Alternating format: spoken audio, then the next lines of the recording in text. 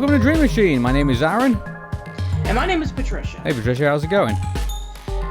Fine. It's time for us to take a look into Boss Baby. Yeah. So before we get in with the Boss Baby, we want to give a shout out to the feedback form because that's still currently circling around at the moment. So if you've not had a chance to fill that in, because we're at the very end of Dream Machine, we're going to be asking all of you what your favorite DreamWorks movie was, and we're going to do our top 5 best and top 5 worst, and you guys get a say on that as well. So if you go into the description below, put in the feedback form and let us know what your thoughts are on the upcoming final episode of the Dream Machine. So yeah, and please do it quickly because we only have a couple of weeks until we're going to gather all of your information, and who knows, maybe we'll even read off some of your feedback into why you decided to choose the movies that you did. Mm-hmm. But until then, Patricia, are you ready to change this thing's dirty diaper? If I must, but yeah, let's do it. Okay then, let's hold our nose and here we go.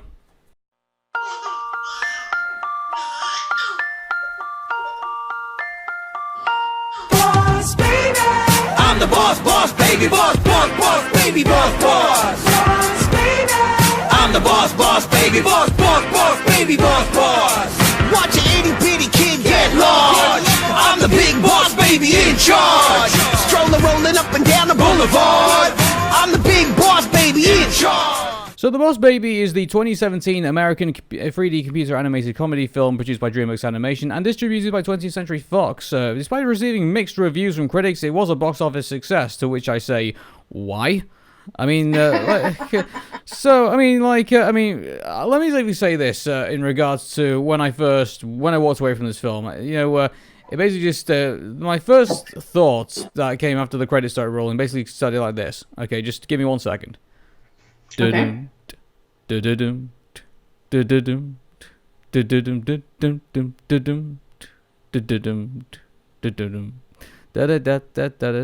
was making a DreamWorks film, and then I got high. And you can fill out the rest of that, because this is probably the weirdest thing I've got to be honest with you, probably the weirdest thing I've probably seen since Freddy got fingered. I'm serious here. It's I get where we're going with this. This is told, I assume right now, through the active imagination of a 7-year-old, and you can definitely tell that it shows in this. But oh my goodness. You do not know what is fact. You don't know what is fact, what is fiction, what is right, what is wrong. You don't know if you're on your feet or if you're flying in the air. This film is all over the show. Yeah, and apparently this was based off of a book, I think. Again, Again, I know, right? So we tackled in a few, movies from DreamWorks that are based off of books, which I guess we have to, give it to, DreamWorks, in which they do adaptations as opposed to Pixar, in which they do mostly original stuff. So yes, I think this is our third time. So we had Over the Hedge. Then we had Home, and now we have Boss Baby. Yeah. And I guess now before everyone starts getting onto us about this, because I know what I think some of the comments are going to be about this. Let me just safely say this: I have never read the books or seen any other material related to this. I am judging this movie purely on basically what I saw. Okay, I'm sorry, I missed out 2 more. There was Rise of the Guardians and How to Train Your Dragon, so I missed those. Sorry. Okay, yeah, but in regards to where these films originate, that's one thing I kind of give very negative points towards in regards to, at least when we, I think somewhere down the line we are going to get towards whether we like Pixar or Dream Machine more DreamWorks more. After concluding this series, but I've got to be honest with you, DreamWorks right now really lacks in originality, doesn't it? It's just everything that we've seen right now really does feel borrowed. And even in this movie, even though it's really weirding me out right now, there's some bits where I say, hey, I know they've borrowed that from somewhere. I know that's taken influence from that. A lot of what we're about to see, I don't think is very original. Yeah, are you familiar with the movie Baby Geniuses? Yes, I am, unfortunately. Yeah, so don't you kind of think it kind of is similar to that, in which you have a talking baby and it involves with secret agents and stuff? Yeah, I was leaning to. I mean, when I first got introduced to this film, I was looking at this and thinking, this is probably going to be more like Cats versus Dogs. You know, like, or Cats and Dogs, whatever that movie was. You know, like it was going to be like babies versus, puppies. You know, if you will. And, I mean, that looks like what he was going to start off with. And then it kind of twists into kind of like this, hey, there's this kid called Timmy who is the center of attention of his parents. And now he's not the center of attention anymore because the boss baby has walked in. And then, so it kind of goes in that aspect of it. And then it kind of turns into kind of like a weird buddy kind of like, kind of movie again, and there's bits of it where I feel like, it looks like they were prepping for like a Peabody and Sherman sequel, and they decided not to do it, and they decided to settle with this. Like, I can definitely see where you're coming from, because I take it that they thought that, Peabody and Sherman was going to be a massive hit because, hey, it's based off of a classic, cartoon serial from the 50s and 60s. Maybe people will get into it. But, we already talked about how it received mixed reviews. It was kind of like a box office failure, even though it had a Netflix series, and it didn't really take off as people thought it would. Okay, and also I just want to make then there was another bit in the film where it was like, I'm sorry if we're skipping, I've got to be honest with everybody, I really can't really tell this in a 3-act structure. I'll tell you exactly what's going on here, because there's bits and pieces that just distract me from basically what's going on. Like, there's one bit in the film where the boss baby strikes Timmy in the balls. Yes. What the fuck? By the way, we are more than a minute in, so I can't say what the fuck at this stage, so I'm Patricia, I'm protecting your money. But, in regards to, there's just some bits out there where it's like, whoa, that's really over the top. And I get it, me and Patricia grew up in the 90s, so, we know what that's like. But, I guess you could say in some aspects, I guess this is a more, I guess they did some more ballsy stuff, I guess, in this film than I think they usually would have done in, various other DreamWorks productions, I guess. There's a lot of toilet humor in this film. I'm actually going to point something out, because I've actually gotten a lot of people asking me about, if you're into, crazy over-the-top stuff like Ren and Stimpy, then why don't you like this show, that is, crazy and over-the-top? And I say that there's a fine line. I think that shows like Ren and Stimpy and such, I think that you have to play it in a way that it's balances out the over-the-top wackiness, but at the same time, it has to have at least a little bit of heart into it. Like, there has to be a reason why you're going to make it so crazy and over-the-top. Well, the reason why I would say Ren and Stimpy makes more sense than, the Boss Baby is that I would say that, from the get-go, you know what you're into. We all saw the promotionals. We all saw the intros of the show. Even if we weren't, versed in, episodes of Ren and Stimpy, we saw clips and we knew what the show was about. The Boss Baby, when you saw the promotional stuff for it, I'll say it from the get go, that Boss Baby looks like Donald Trump. I'm sorry. And you know what? It's incredibly ironic that would be the case, because this baby is played by Alec Baldwin, and Alec Baldwin would be the one who plays as Donald Trump in SNL. Yeah, but it's just like, I feel like in the promotional bits, we actually knew what the story. We felt like we knew what we were in for. Like, oh hey, there's this baby. He's going to be brought in to save baby kind from puppies or something like that. And so then I thought there was going to be this kind of whole deal between puppies and babies, and it was going to be I thought it was going to be like cats and dogs. I really did, I felt like maybe that's what the direction they originally wanted to go in, and then some other people kind of threw in their own ideas, and you can tell I don't know if the story structure, I guess, was kind of trying to be novel in the way of okay, this is how a 7-year-old would vision it. This would be what a hyperactive 7-year-old would vision, a movie to be. And so I guess maybe me and Patricia being in our 30s now, I guess we can't really see the the fantasy of that, I guess. But it feels so abstract, looking at this. It's like looking at an abstract painting. Why are all the clocks melting? But here's the thing. This concept actually can work out really, really well. Have you ever heard of a comic series called Axe Cop? No, I haven't. Okay, so Axe Cop is, believe it or not, a comic strip series that was written by a 5-year-old and was drawn by his 29-year-old brother. It is one of the most craziest ideas that you can think of in terms of a story. But at the same time, it's actually told really, really well. It's really funny, and it actually can be, really intriguing at times if you take a look more into it. And I don't know if the story is continuing. I just remember I heard about it like many Patricia, years ago. actually, don't talk about it too loudly. DreamWorks might overhear and make a terrible movie out of it. So, yeah. Okay, but that's not good. Yeah. Anyway, but the point is, there is a reason why Axe Cop actually works, because it's a crazy idea, but the crazy idea was like, structured in a way that was like really well told, and it's a lot of fun. I really recommend anybody who's interested to check out Axe Cop. Yeah, for sure. I mean, look at all the crazy, look at all the crazy scenarios that we have looked at. I mean, I guess you could say, if we're going to go completely all over the show with what is a better idea of a crazy storytelling, I guess you could say even Super Mario Brothers 2 on the NES, I think he has a dream sequence. Even he's probably a long-winded dream sequence of a video game probably makes far more sense than this movie does. Yeah. At times. Exactly. And there's other movies out there that just do take you way out of. I guess even say I'm trying to think of movies Paprika. which. Paprika is one of the most tripped up, craziest movies you will ever see in your life. But it's kind of like this weird dream sequence in a kind of strange way. Like it's taking you into another dimension.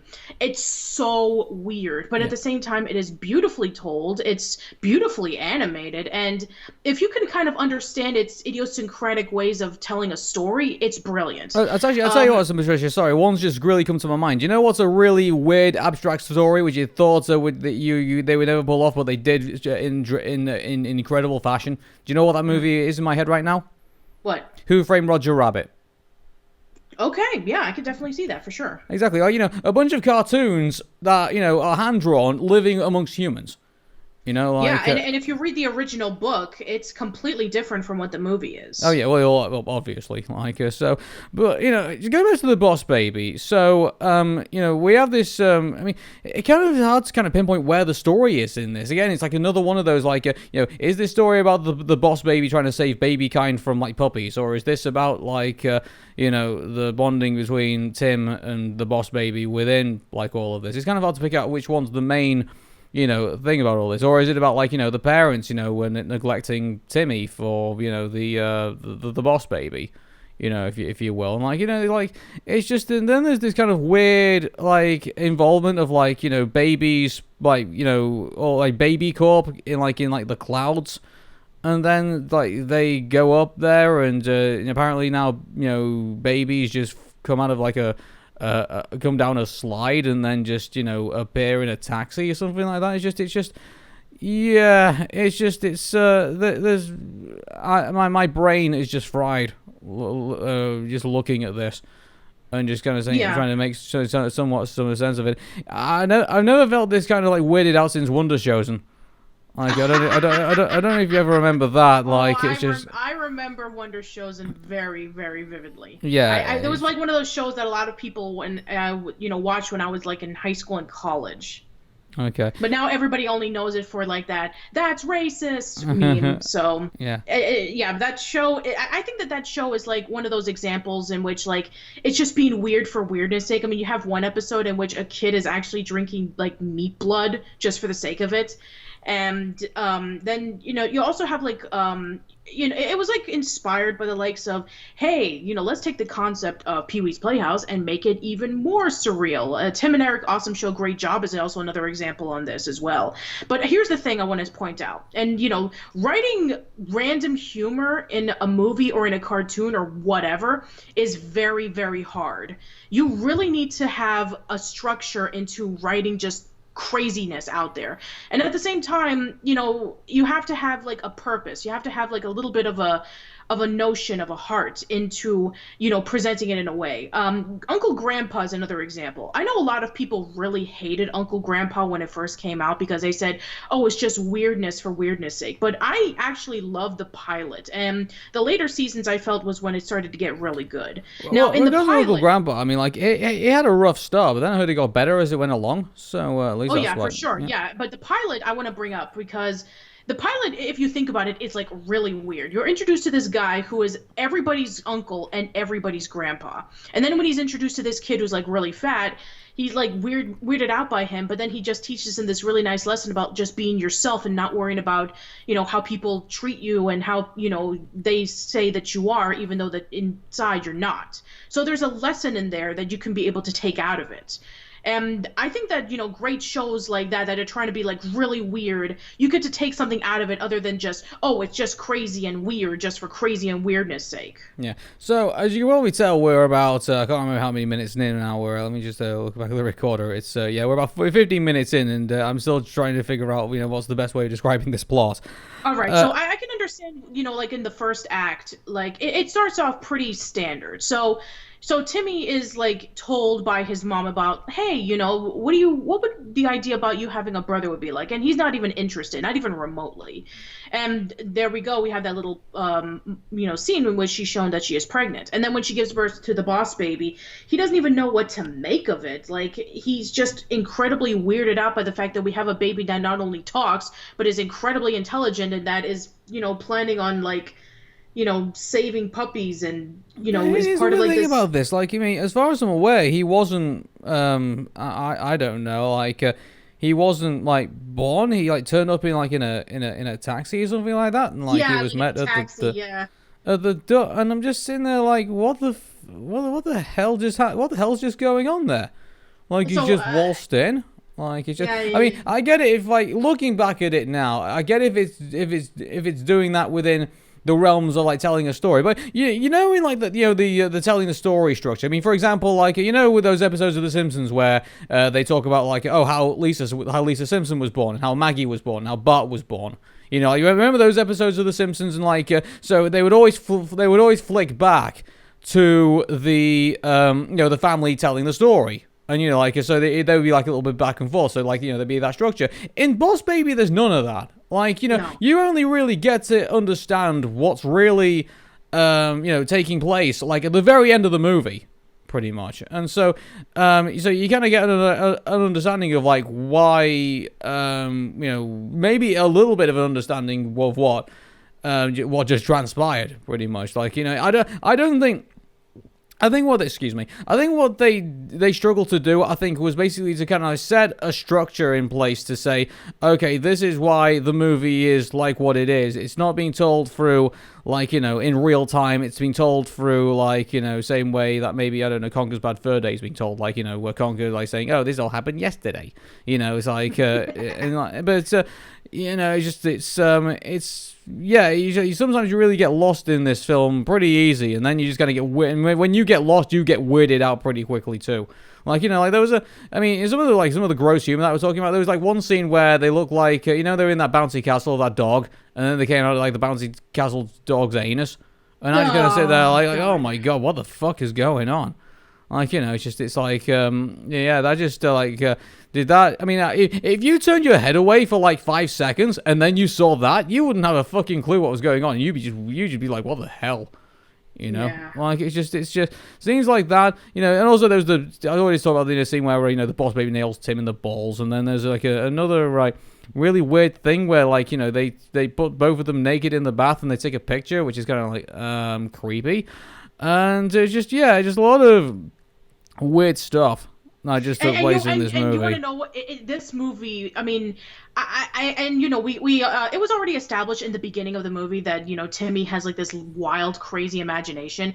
But I have to say that was like that plot twist at the end was kind of like it was predictable, but at the same time it was kind of like a slap in the face. Yeah, it was just kind of like, well, obviously these two characters, it's weird because, like, these characters should hate each other, and they do, but then they, like, obviously, but obviously put their axes to one side and say, okay, hey, we're going to work together to, obviously get what we want, so, and then, like, that happens, and so but it just feels a bit, the relationship between the two, at least I assume the two main characters. Like, that's the thing. Like, is the boss baby the main character in this film, or is it Timmy the main character in this film? Who's both of them are? I was just about to say, once again, we have a little bit of marketing manipulation in which you think that one character is the main character, but it's not. Very similar to Home, in which we thought that the character who played as, from Rihanna was the main character, but no, it turned out to be the alien. Yeah, and which I think was probably the worst mistake they probably could have made in that film, to be honest with you. The worst mistake. Yeah, exactly. And then when there was like so many promotional posters and trailers on the Boss Baby, and we thought he was the main character, but it's not. He's not the main character. It's Timmy who's the main character, and the Boss Baby is another major character as well, but it's told from Timmy's perspective, not the Boss Baby's perspective. Yeah, I guess one positive I could say in this film is that at least they made it so. I guess maybe this is kind of a bit of a cliche in films now, but I think it's probably one that I think Monsters Inc. Did a very good job of avoiding, and that is that this character wants desperately wants something, and like the Boss Baby wants to be like in the highest office and wants a massive promotion, and then he gets that promotion. It's like, oh, it's not good enough. I want to, it's. I've discovered something more, and then you just realize that, oh, hey, maybe I can actually be, a baby down on Earth or something like that. And so there was that aspect, which obviously it felt kind of weird, like when they were like grown up and like you couldn't really see their faces. Yeah, I don't know, that was just because they couldn't decide what they were going to look like when they were older or something like that. But it was like, yeah, that was kind of weird in itself. Yeah, sure, because we already knew what they looked like as kids, so why couldn't they do the same thing as adults, Yeah, it's not hard to age characters, and they even did it in like one of the segments where they were saying they're going to be together, forever, and then they that mushroom cloud. Oh, that's another weirded out bit as well, when they both grew old, and then they just kind of like attacked each other in wheelchairs, and then the mushroom cloud just comes in and just blows up. It's just what I mean. Oh, it's. Yeah, you do not feel well, watching some of these scenes in these films. And I guess we were going to say, well, didn't you grow up in the 90s? Yeah, we did. And I can tell you what, like, at least when some weirded shit happened, at least it made sense. And at least we got an idea of what was going on. Again, the only time I felt really weirded out, I guess, probably like in certain episodes of the Adventures of Sonic the Hedgehog. Besides that, everyone knew what the score was. Yeah, exactly. Again, we don't know if all of these were based off of the book. Like, maybe all of this weird stuff did happen. Maybe it's another Axe Cop situation in which maybe a child actually wrote Boss Baby, and maybe the parent or somebody else. You know what, Patricia? After watching the poop joke, the nailed in the balls joke, the both naked in the bath joke, and the or so-called joke, and the dancing out of the taxi and into the arms of the parents joke, I don't think any of this is based on the book. I'm just gonna go on. I'm talking about like the concept of the book. I think that the other weirded stuff, I think that they just added it in for the movie. Yeah, I'm gonna go on a bet here, and tell you what, I'm up for being absolutely wrong, but I feel like I'm gonna be right by saying this. But I think none of this is based on the book. I'm sorry. Yeah, and can you believe that once again, very similar to practically like almost every single DreamWorks animated film that's come out over the last decade, there's an animated series on Boss Baby. So, but I mean, so I guess going into the film itself, I mean, there was supposedly, there was an antagonist in this film, and he was obviously the. I don't think he got enough screen time though. That's the thing, like, he didn't. And also, on top of that as well, like, the big shock of him being revealed as, like, big boss, Boss Baby's mentor, pretty much. It's kind of like, it's like, I think, I don't know. I just feel like it probably would have, I don't think it held that much weight, really, to be quite honest with you. No, not really. I didn't really remember pretty much anything about him. Yeah. Also as well, like they are the stereotypical like big massive henchman, pretty much, which is like after watching me and Patricia watched Hot Fuzz again. Well, she watched it, Patricia, you watched it for the first time, and I watched it for like probably like the 100th time, probably, and after watching that again and then watching this, it's kind of like that trope really needs to kind of like go away for a while and then come back again at a later date. Yeah, and you know what what really sucks? I mean, that villain was voiced by Steve Buscemi, which, if we were to go into like Pixar, he did a much better job as, voicing as the antagonist from Monsters Inc. as opposed to like here. It's like here he barely gets any screen time and he doesn't really leave that much of a big impact on the story. Mm-hmm. So anyway, so eventually they, obviously live happily ever after when, the boss baby decides, oh, hey, I'm going to be, part of this family now. And, how did he get what happened there? Did he ask for that to happen? Or did he, It's weird. I think I remember it like being like a crazy dream. Like everything that Timmy thought of was like a dream, and then he woke up and he actually met his real brother. And then, it was like part of the story. It's like, this was like the adult Timmy, telling it to his daughter about like, how his brother came to be. And then she's asking him, it's like, oh, did that actually happen?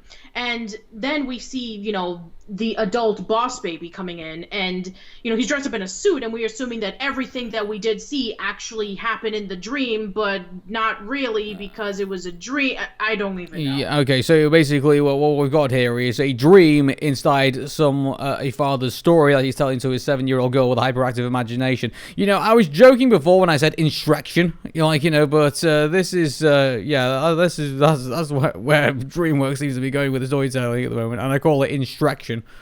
Pretty much. But, so that was the story of that. Our characters, aren't really, we're not going to remember them, are we? Besides that bastard baby. We're not really going to remember, we'll never... Anybody. Not really. What's disappointing is, I actually had some kind of thought that the Wizzy character kind of would have had more of a role in this, but instead he was just kind of just to kind of, if anything, he was just basically just reverbing the story back to us. If anything, and I really wanted to see this villain do something really diabolical, really over the top and crazy, but it just didn't turn out very well. And I would have actually really liked to have a stronger relationship between Timmy and the boss baby, like a real brotherliness that and they do kind of, but I felt it wasn't strong enough. So there wasn't a lot that I could say positively about this. It's just that it was nothing more than just one big acid trip wondering about what's going to happen next, and then they try to pull in some cliches to put everything together. Yeah.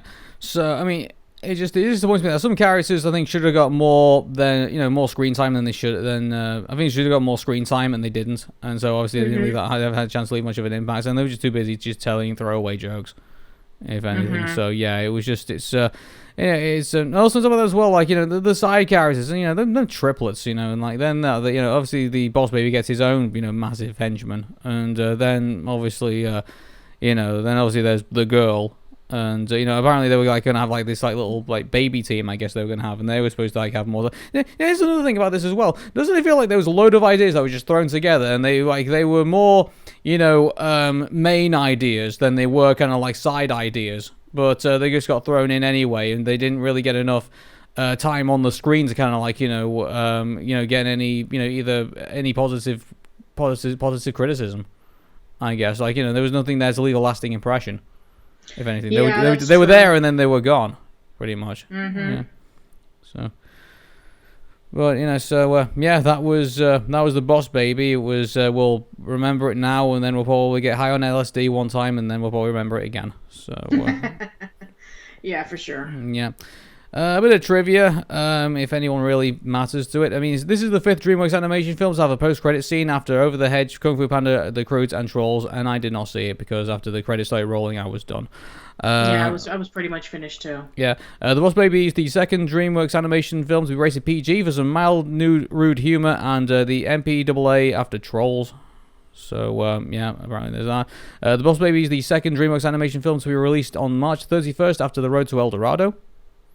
So I guess how fitting. That's the only thing it shares for it, just release date. None of the magic that we saw in that film either. as ever. Yeah, at least with El Dorado, I mean, at least, even though that we felt that the characters were kind of samey and the music was pretty forgettable, I have to admit that with El Dorado, at least, you know, the storyline was, you know, kind of intriguing in terms of like how they're going to get away with getting all the treasure and stuff. So at least it had that going. Yeah, I mean, it's kind of sad, really, because, you know, there's, you know, with the Road to El Dorado, yeah, it looked very nice, but, you know, and also that was made all the way back in 2000, and, like, you know, here we are in 2017, I think, for this film, and I'd rather watch the, you know, a 17-year-old animated. You know, I'd rather watch a 19-year-old 2D animated film, The Road to El Dorado, than I would rather watch The Boss Baby. How on earth have we got to this? I mean, so, moving on, The Boss Baby is the 5th DreamWorks animation film to be released on a children's book after Shrek, How to Train Your Dragon, Rise of the Guardians, and Home. Oh, that's right. Shrek was. I keep forgetting that Shrek was based off of a book sometimes. Yeah. It is the first DreamWorks animation film directed by Tom McGrath, not to feature any voices by Ben Stiller. I mean, I guess, you know, okay. I know that, you know, DreamWorks, you know, also similar to Pixar, they do have recurring voice actors, and we did talk about that throughout the run of Dream Machine. Yeah. The Boss Baby received more in the box office than it had came out alongside some of it during the same week. I don't really know what that one was about. The 12th animation DreamWorks film to be scored by Hans Zimmer. Oh, my God. And even Hans Zimmer, the music doesn't really, you know, resonate in this at all. Like, you know, this was Hans Zimmer, for crying out loud. Yeah. The 7th DreamWorks animation film to be released in March after The Road to El Dorado, Monsters vs. Aliens, How to Train Your Dragon, and The Croods, Mr. Peabody and Sherman and Home, and much better films than this one. So, yeah, for sure. Yeah. Oh, boy. You know, I really thought that Shark Tale wasn't going to have that much competition for, like, the worst DreamWorks film, but oh, my goodness. We're getting really close into deciding on which is the worst one, because I mean, there's a lot of, like, really bad movies for, like, you know, what the hell? Shark Tale, B-movie, Home, this movie.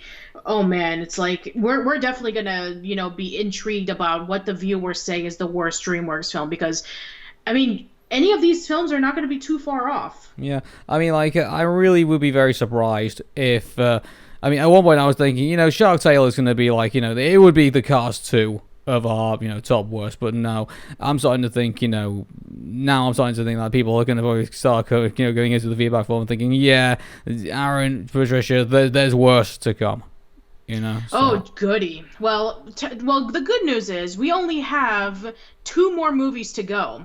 So we are definitely going to be talking about a really interesting one because you have a personal history with it. So our next movie is Captain Underpants. Oh, Jesus Christ. For those of you who do not know, this is the movie I sat through half an hour of and turned off.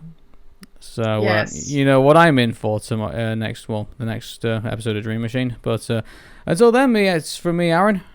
And Patricia. Take care, and kids, don't do drugs. And if you do drugs, actually no, don't even bother. And don't do Boss Baby. Don't do Boss Baby. There you go. You know, so I was thinking about that. I said, you know, maybe that's probably should be the name of a drug, Boss Baby. Maybe. Yeah. Yes. Don't do the Boss Baby. Don't do Boss Baby, kids.